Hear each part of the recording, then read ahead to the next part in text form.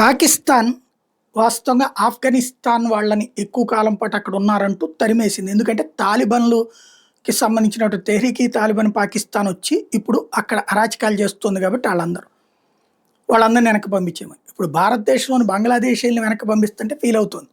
వాళ్ళ వల్ల భారతదేశానికి ఒరిగిందేం లేదు. ఇంకా భారతదేశం వాళ్ళు బాగుపడుతున్నారు కానీ.